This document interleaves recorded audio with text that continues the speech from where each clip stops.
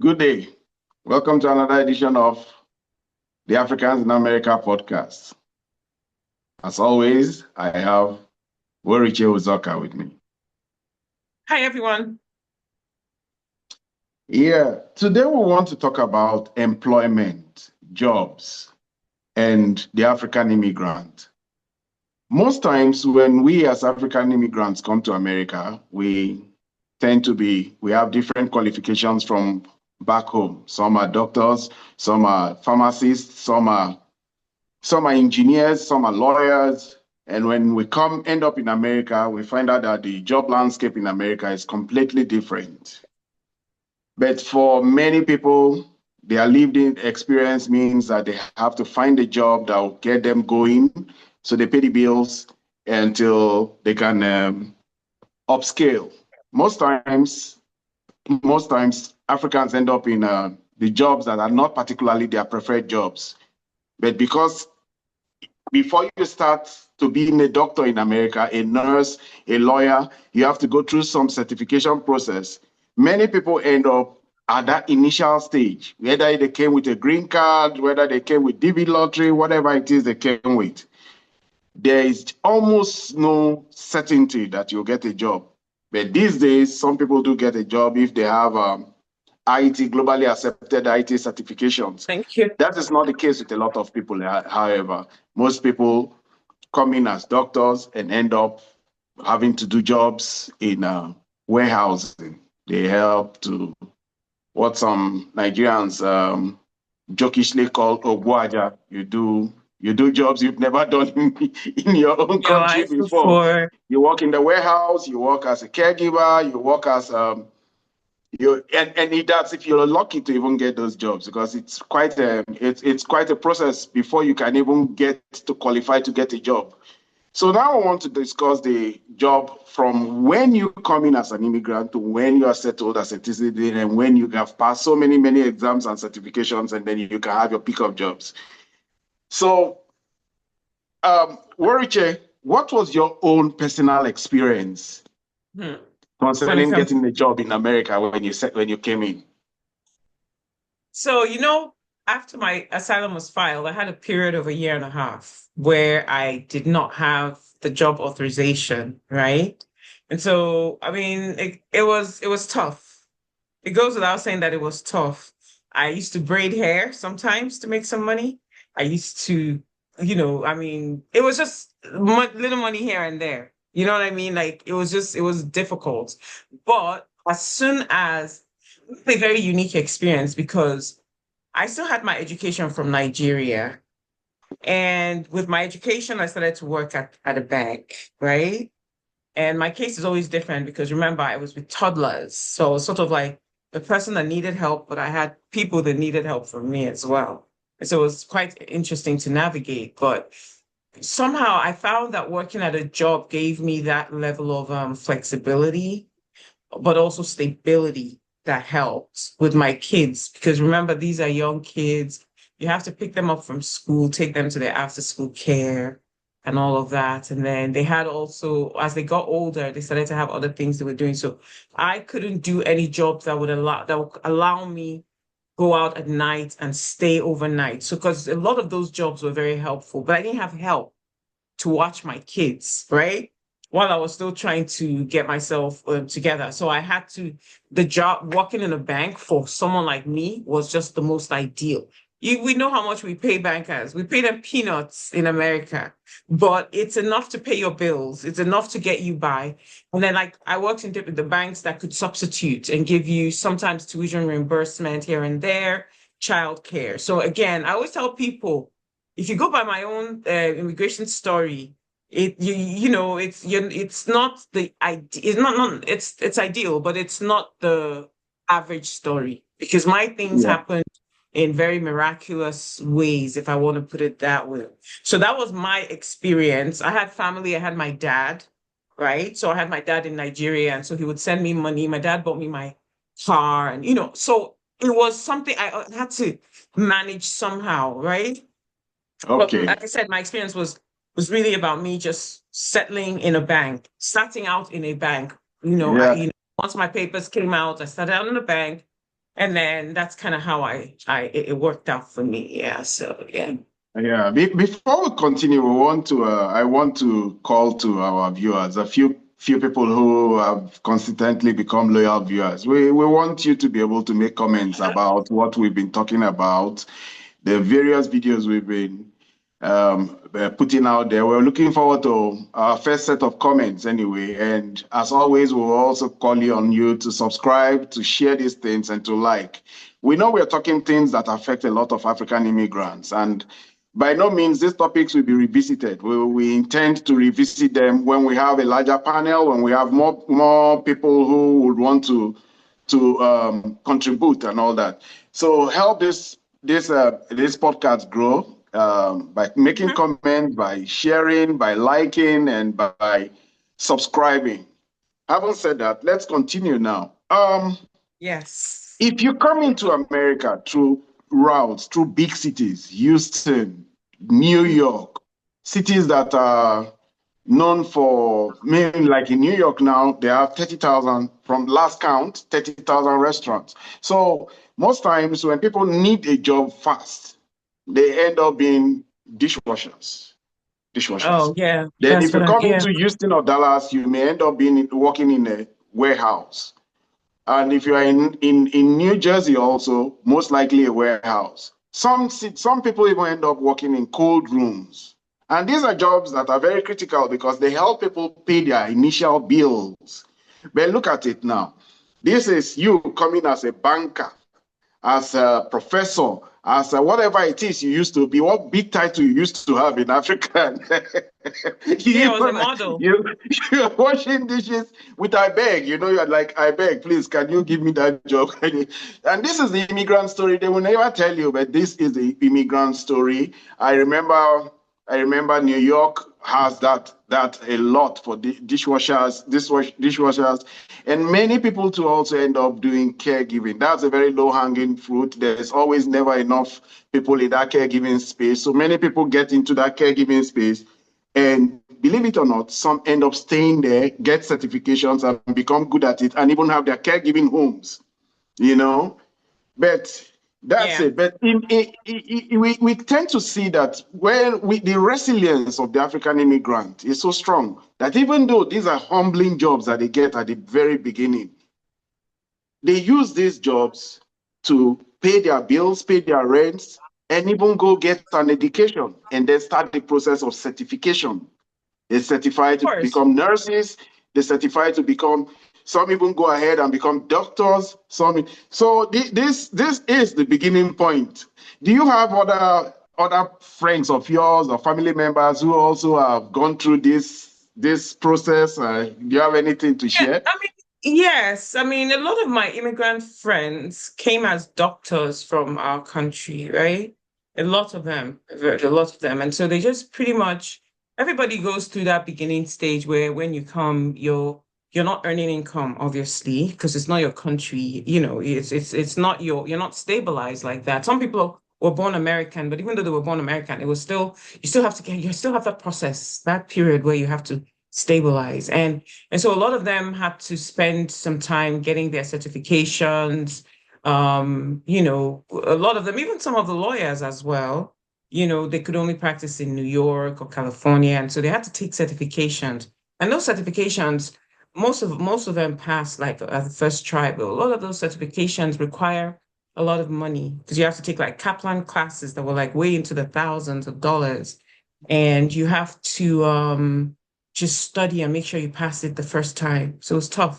It was tough. Some of them were even doctors and started out as CNAs just to make money while they were taking their exams to make sure they passed and all that, and to make sure they matched and all that. So basically, the path to being, transitioning from being an immigrant to being,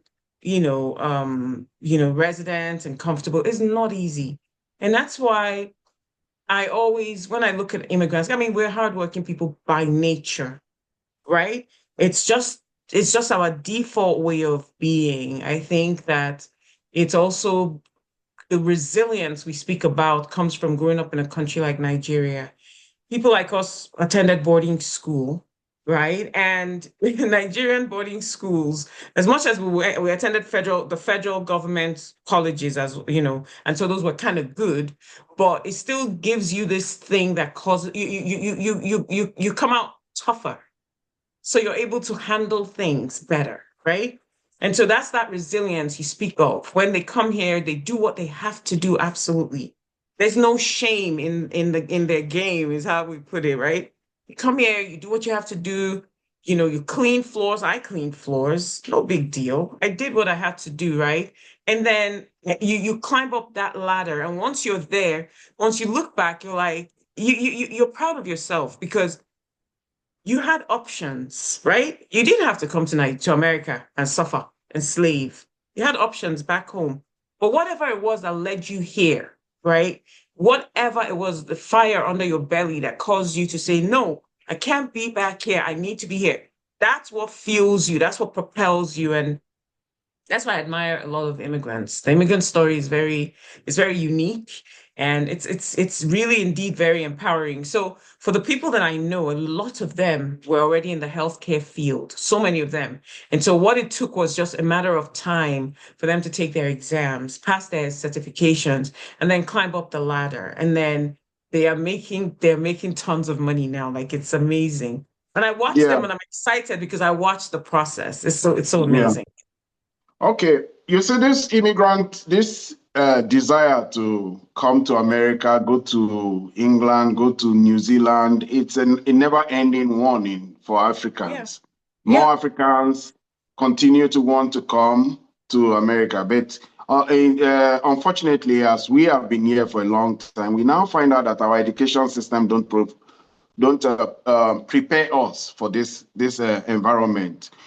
We see that a lot of the time, some countries have pathways for people with skills, tradesmen. So we look down, you know, in Nigeria and in many other African countries, where you learn hardcore skills, like in polytechnics, they are looked down on. But here, when you come here, if you have a skill to be able to work in a CNC factory, to be an electrician, to be a plumber, trade skills, you get to earn a lot of money and you don't even need to be doing those things that most people do. You can come in and maybe you're a doctor, maybe you're a lawyer, but it's so important to be able to have some skill sets.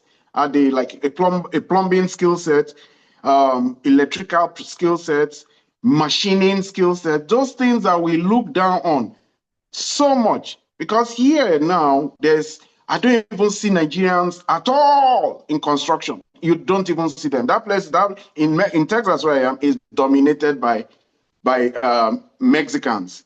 In fact, I will be too shocked one day if I'm driving past and I see one black man in on the construction site Really? almost all the time. And we have engineers, we have civil engineers, but I don't know how much of the practical content of civil engineering that they do, mixing Is concrete, it driving lucrative? I trucks, think and all those other things, you know? the key question is if it's lucrative in terms of, because everything can be lucrative, but is it lucrative enough for Nigerians to, you have to understand how we process, right? Nigerians go to the very top. You know, it's just kind of our wiring. So they look at the healthcare system and they realize, okay, being a a neurosurgeon, a cardiologist, that's where it's at, right? And also interest-based as well, but let's focus on even just being the best of the best, right? So they go there. That's kind of the processing. I mean, yeah, we're Nigerians, we know this, right? So the drive is sort of to get to the very top of your profession or your interest. Most people went to high school in Nigeria. They filled out their jam forms. A lot of people were either filling out that they wanted to be doctors, surgeon, no, not surgeons yet, just doctors or lawyers, at the most accountants. And so when they come here, everything they're doing is to tie themselves back into that field that they originally wanted to, aspired to.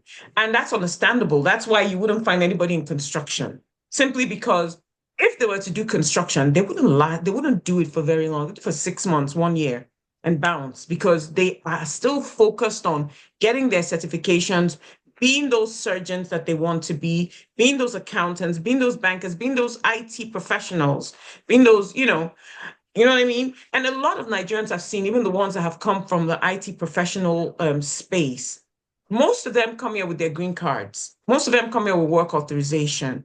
So it cuts out that whole part where they have to start with menial jobs. It cuts it all the way out. They come in, they're employed, and then they do what they have to do. They start earning income like within months of coming here. A lot of people also in academia coming with their masters, coming as students, coming with their master's degrees, start their PhD programs, and from their PhD programs, they start teaching in college. You see what I'm saying? So those pathways open up as a result of the choices these people made. Students sometimes they come here, they don't have their papers, that's fine, but being that they're students, they kind of work it out and things happen. They meet people, they fall in love, they start the process. But the point being, it cuts out the whole middle stuff where they have to go and do construction, right? I always speak about my own story and say, my story is so different, right? My story, I still had my dad when I moved to America, right? Things were not, I don't have to speak about it here, but my story is really different. So I look at it like it was a choice and I had to do what I had to do, right? And it wasn't for too long, really, because my kids, ended up, being more independent, going to preschool. Preschool was very helpful for me with regards to my time. I would drop them off at 8:30, pick them up sometimes at 5. That gave me that whole window. But as they got into kindergarten and elementary school, once they close, I'm at work, I find myself like using my lunch break to go pick up my kids. And now you can imagine, my lunch break is barely 30 minutes. I would always come back to my lunch break late. That's another story. But I would get, jump in my car. If it's a sandwich I have and I've been like talking all day because I got to work at 8:30 and this is my little one lunch break. I don't take it at 1 o'clock. I'm like, no, no, no. I tell the supervisor, please, I want to take my lunch break at 3. And I take my lunch break at 3 and I'm dashing off to go get these kids. I get them and I drop them off at the after school program. At first I said I'm dropping off at the babysitter. And then after that, I close out work at 5:30 and then I go pick them up and we go home. I'm not lying to you, we lived on fast food for a minute. You see, like that McDonald's little Happy Meal thing? That thing Yes, saved that is. me. It saved me as a mother. Like in hindsight now, I'm like, my daughter, when she'd be like, Mommy, you gave us a lot of junk food. Da, da, da, da, da. You don't get it. Your mother has been standing on her feet the whole day talking to a million customers.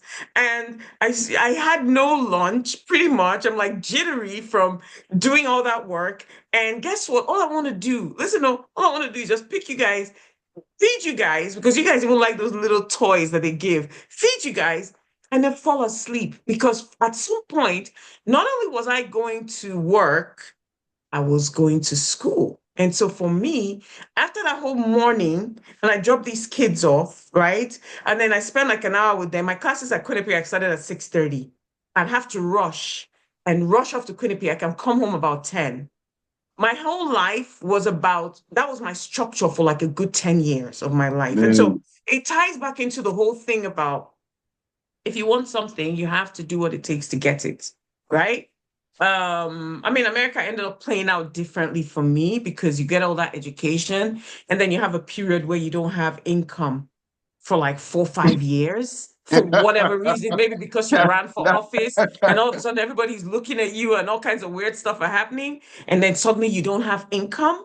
It's the craziest thing. I can't explain that. I'm still writing about it. It has to make sense at some point. But the point is that that's the cycle for immigrants. When you come here, you have to do what it takes. There is no sitting around and complaining. No one's going to come and save you. You have to figure it out fast and do it. And then Yeah, people like us had babies that we had to mind throughout the entire process. So it's really not easy, but it, you it's do it and then you just keep going, really. it's a continuous thing. But you see, why I'm calling to this that people should upskill and get themselves ready for America and Europe, and because there will be a period when you are trying to go through regularizing yourself, and that period, it it is an asset to have those skills. When we're in Port Harcourt, my Yes. city, when from Port Harcourt, there's a school that was set up by Americans called Government Comprehensive Secondary School.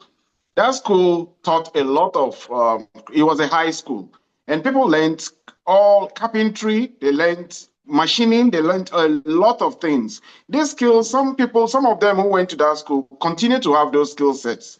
They end up being, some have become attorney generals from that school. That school is called COBA. They produced some of the most noteworthy people from my region, right? But Lovely. those people built skill sets at an elementary level, at that high school level that continue to carry. Now that I'm in America and I'm part of I got into manufacturing, I see how there's a tier, there's a community school, community college level where they are trying to upskill people. They teach them carpentry, welding, I all love these it. skill sets that people Are back very home useful. look down on. They are skill sets that will give you a much more comfortable point of entry. So you don't end up starting as a dishwasher. You don't end up starting as somebody. Some people carry you. If you go to some of those warehouses and you see your friend who used to be a director carrying a carton, you will not believe the size of the cartons, because this is America. America is a hands-on place. They create things, they produce things. Even when they are in banking and they produce services professionally. It's amazing when you go to a clinic or a hospital and you see that doctors are like generals, they're like soldiers, they're just one in a unit. They're not, they call them providers, and the nurses, and they teach them, they train them in this set. So it's very important when you're coming to this country, those skill sets, those things that we look down on. It's these days you can even learn them on YouTube. And these days you can get cross-border certifications for them before you No come. doubt. No They can doubt. sort after, and Tell you know the irony me. of it. Trade skills are actually a pathway to getting a green card. Yes, yes, yes. In Canada especially, you can use if you have machining skill, if you have electrical skill, plumbing skill, carpentry skill, you can get your process of getting work authorization on the basis of those skill sets. But when we come Yes. as No, no, no, you're doctors right. and as lawyers and law, legal, those law is one of those professions where it's not the law, it's the social network you have that really helps you in building. So when Yes, you come yes. here, you don't have social ties. It's a problem. It's a It's a problem. problem. Yes. No, again, let's just emphasize one point. Coming to a new environment, regardless of whether you were certified as a doctor working in, Africa or in Europe, you have to start from somewhere, right? You have to start from somewhere. You have to make it work. You have to have your end goal in sight and then do what it takes to get there. So I do agree with you about needing those trade skills, but it's also necessary to highlight that a lot of people skip that part because they know that their reality doesn't even allow for them to need it, right? They make those plans 5, 6, 8 years before they even take that plunge to come here. And then they come here and boom, boom, boom, boom, boom. They take 2 years, maybe, give them 2 years to at least simulate and all of that. And they're making good money because again, they did what they had to do. I don't look down on those trade skills, but in today's world is really crazy because even today's world, you can just be a content creator and be a YouTuber with like 10 million followers. And then you think yeah, you can actually just function and just travel Yeah. around and take videos and pictures and post and vlog. That is our Mm. reality now. Another reality too is that a lot more people are business people, right? And so you come here and you do what you have to do to establish your business. Yes, you have to know where to go, know what to do, how to establish. And then before you know it, you can just take that path if that's your way. Especially when you come to when you're coming from like I came from a family where my dad was a businessman. So I watched my father grow, like handle his business, right? He never worked for a single soul. My mom owned her fashion house. She handled her business. She never worked for a single soul. So I had two Gemini parents who were very independent. And that's how I grew up. That's my reality, right? Is that I never watched them say, like, work for anybody, right? And a lot of my friends can, have parents that were like that. And that immediately resets your brain. First of all, you have to even be rich, right? If you hope to be rich, you want to work for yourself, right? That's kind of what they tell us. But the point is, that pathway, even though we didn't mention it now, that's another pathway is a lot of people come, they do those menial jobs so they can build their businesses and start. We didn't address the entertainment business. That's another tricky one, right? You have a lot of people who come Yeah. here, artists from back home.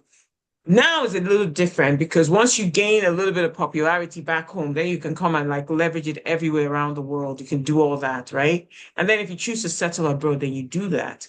But the point is that there are very many pathways, especially when you, as they say, you plot the graph You prior plot to the graph getting well. here. Yeah. You plot the graph, right? Yeah.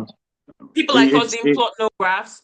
We just showed up here and everything happened as it happened, which strengthens the fact that sometimes if God needs you to do a thing, he will set up certain things to happen in your life that will actually propel you and push you. While you're going through it, it might be negative, but it does turn out to be positive because that's kind of how he sets it up. So everyone has a unique path, but I think the advice I would give to people is very simple. Keep researching, keep researching every day, keep going. Make that what you do every single day. The opportunities are there. Come on, this is America. The opportunities are everywhere, and there's no one to hold your hands and show you. You have to find it yourself. Then, when you find um, it, the next step up is you have to trust yourself enough to get it done, and then trust God, obviously. Yeah. So that's that about that. well, having said that, we have to celebrate the fact that African immigrants have been very dominant in some particular career Mhm. job spaces and career spaces, most notably healthcare. Yes. Like we said, some people stay in that healthcare space, they become CNAs, they become registered nurses, and I dare say some even go further and become doctors. Yeah. So it's not uncommon for me these days to see a Nigerian name among providers in my neighborhood.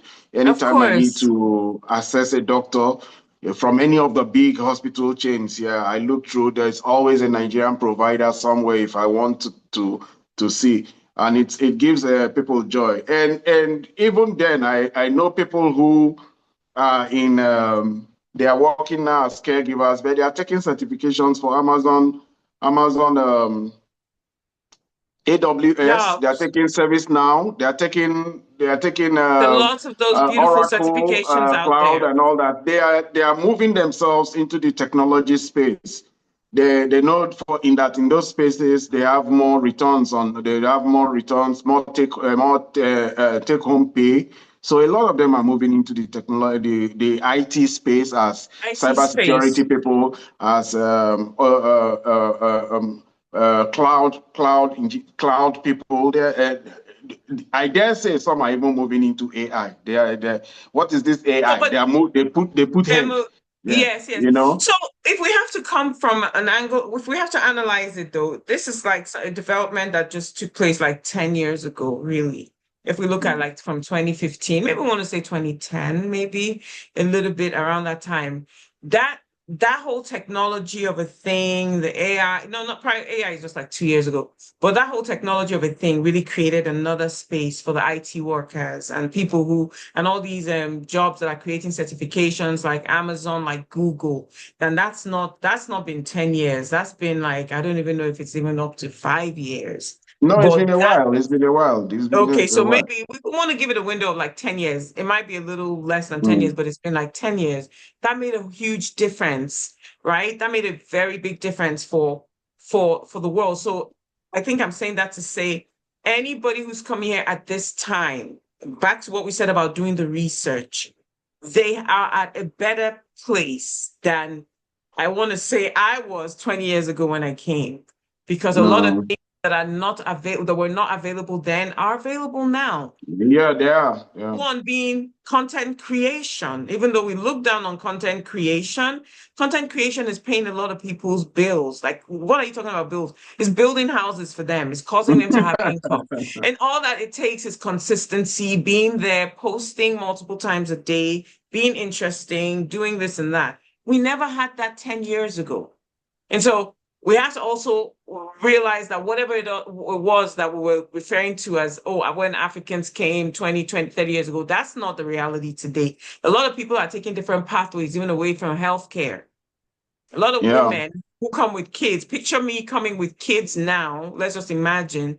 I wouldn't take the pathway of working at a bank. I'll build my businesses. I'll figure it out somewhat, grind for 2 years and then have the flexibility of raising my kids. So I'm not running helter skelter.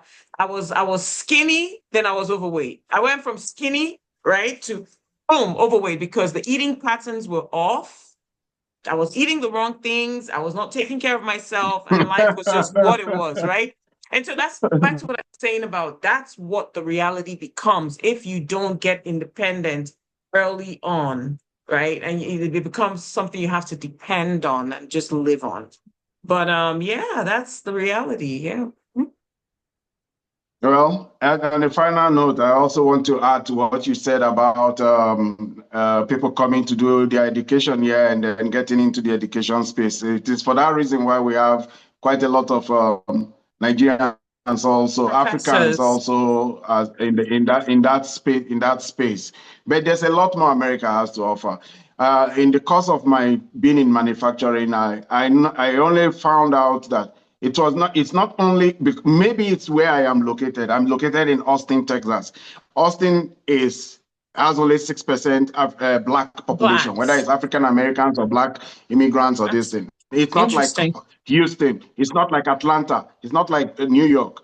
So Austin, but even then, Austin is very heavy in manufacturing, and there's almost no time I get to see any Black man manning the machines or this thing. But ironically, believe it or not, there was one company I worked in that the general manager, just before I got there, was from Ethiopia and Eritrea. I think he had that dual citizenship. So he was the general manager there. But in the machine floors, in the operational places, and all those places, you don't get to see them that much. You don't get to see Okay, them that that's much. good. We would want to hear your stories about your journey, your career choices, the way you work, your work and employment record, how you moved and survived and made it in America. That would be anybody who has any story to share, please reach out. Let us expand this platform and make more people participant in it. It's nice to know that people are watching it, but it will also be nice to know that people are participating in it. On the final note, do you have one last thing to say before I do the traditional like, share, and subscribe? No, I just want to throw it back out there that things have improved. In my almost 20 years, it's 19 and a half years now, but 20 years soon. In my almost 20 years of being in America, I have seen things change. I dare say I've seen things change for the better. I like that's a whole different conversation we're going to discuss later, but I Mm. like how things have morphed with regards to even when we talk about even jobs, we talk about fashion designing. Things are so different now. People embrace the African fashion style now. We're not just talking about Mhm. our Ankara. We're loud, right? We're very loud. And so I've had to learn to tone down my dressing in America because I was very comfortable rolling out in really colorful patterns. And you have everybody looking at you. So I had to get to a point where I had to stop doing that and all that. But now it seems like we're going back to that because with the Lagos Fashion Week, this and that, people are able to come here with their fashion designs. They market it on TikTok and on social media. People are ordering clothing from out of America and patronizing these businesses. And there's just this whole thing that has just emerged in multiple ways via social media. Yes, I agree, but it's also the change of of the times and everything. And I've watched that progression. I feel like a grandmother sitting here at 48. I feel like a grandmother watching a progression of things that 20 years ago were not even a reality.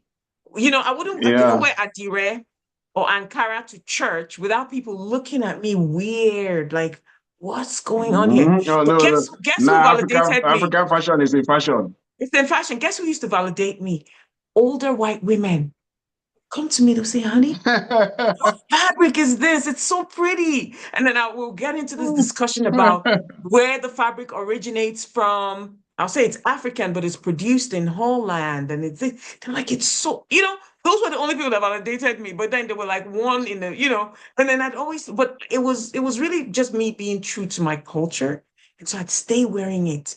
And I was like, no matter what, I'm gonna show up African, right? And it alienated me for a little bit. But the point is that now I see it as a marketable business. It's now being Oh, okay. it's created a lot of products and stuff. So that's kind of my last final thought is I've watched the progression and it's only going to get better. Yeah. And so there are going to be multiple pathways for people Yeah. to embark upon here. That's all I want to say. You have 2 minutes. Like, share, subscribe. But before you even leave, 2 minutes know though. this. There's a Mhm. lot of videos. Uh, You there's a have lot two of minutes. videos. There's a lot of online opportunities out there for people to learn IT. Get yourself into the IT space. Get yourself into the project management space. There's a lot. Coursera. There's Oracle. There's so many things that are free. A lot of people think that they have until they pay for it before they can get. No, there are Becomes beneficial. certifications that are not so costly.